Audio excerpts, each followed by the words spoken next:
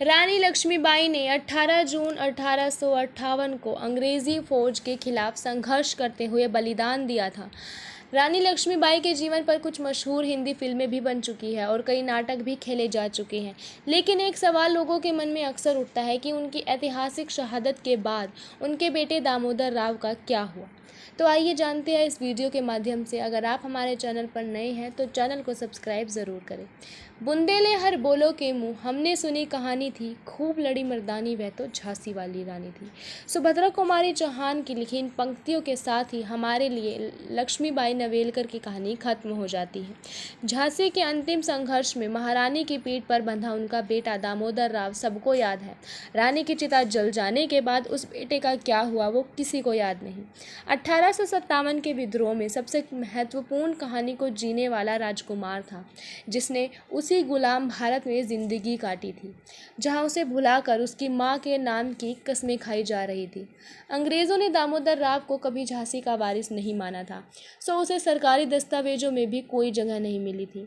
ज़्यादातर अंग्रेज़ हिंदुस्तानियों ने सुभद्रा कुमारी चौहान के कुछ सही कुछ गलत आलंकारिक वर्णन को ही इतिहास मानकर इतिश्री कर ली।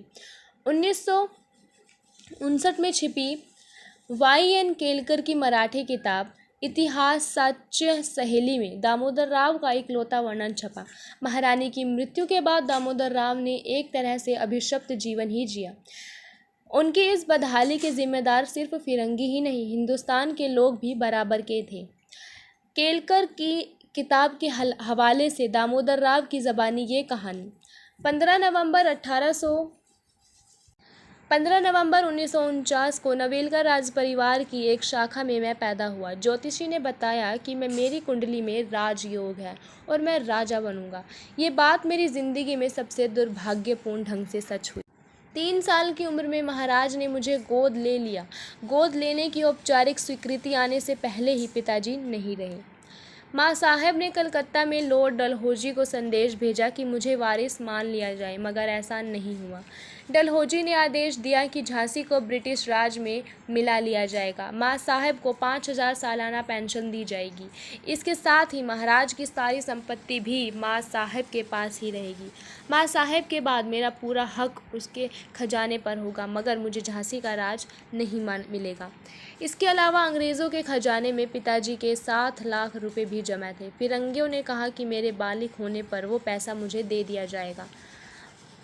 माँ साहब को ग्वालियर की लड़ाई में शहादत मिली। मेरे सेवकों और बाकी लोगों ने बाद में मुझे बताया कि माँ ने मुझे पूरी लड़ाई में अपनी पीठ पर बैठा कर रखा था। मुझे खुद ये ठीक से याद नहीं। इस लड़ाई के बाद हमारे कुल 60 विश्वास पात्र ही जिंदा बच पाए थे। नन्हे खान, रिसालेदार गणपत राव, रघुनाथ सिंह और रामचंद्र राव देशमुख ने मेरी जिम्मेदारियां उठाई। 22 घोड़ों और 60 ऊँटों के साथ बुंदेलखंड के चंदेरी की तरफ हम चल पड़े। हमारे पास खाने पकाने और रहने के लिए कुछ भी नहीं था। किसी भी गांव में हमें शरण नहीं मिली। मई जून की गर्मी में हम पेड़ों तले खुले आसमान के नीचे रात बिताते रहे। शुक्र था कि जंगल के फलों के चलते कभी भूखे सोने की नौबत नहीं आई। असल दिक्कत बारिश शुरू होने के साथ शुरू हुई। घने जंगल में तेज मॉनसून में रहना असंभव हो गया था। किसी तरह एक गांव के मुखिया ने हमें खाना देने की बात मान ली। रघुनाथ राव की सलाह पर हम 10-10 टुकड़ियों में बंटकर रहने लगे। मुखिया ने 1 महीने के राशन और ब्रिटिश सेना को खबर न करने की कीमत 500 रुपये, 9 घोड़े और 4 ऊँट तय की। हम जिस जगह पर रहे वो किसी झरने के पास थी और बहुत खूबसूरत थी। देखते देखते 2 साल निकल गए। ग्वालियर छोड़ते समय हमारे पास 60,000 रुपये थे, जो अब पूरी तरह से ख़त्म हो चुके थे। मेरी तबीयत इतनी ख़राब हो गई थी कि सबको लगा कि मैं अब नहीं बचूंगा। मेरे लोग मुखिया से गिड़गिड़ाए कि वो किसी वैद्य का इंतज़ाम करें। मेरा इलाज तो हो गया, मगर हमें बिना पैसे के वहाँ रहने नहीं दिया गया। मेरे लोगों ने मुखिया को 200 रुपये दिए और जानवर वापस मांगे तो उसने हमें सिर्फ 3 घोड़े वापस दिए। वहाँ से चलने के बाद हम 24 लोग साथ हो गए। ग्वालियर के शिपरी में गांव वालों ने हमें बागी के तौर पर पहचान लिया।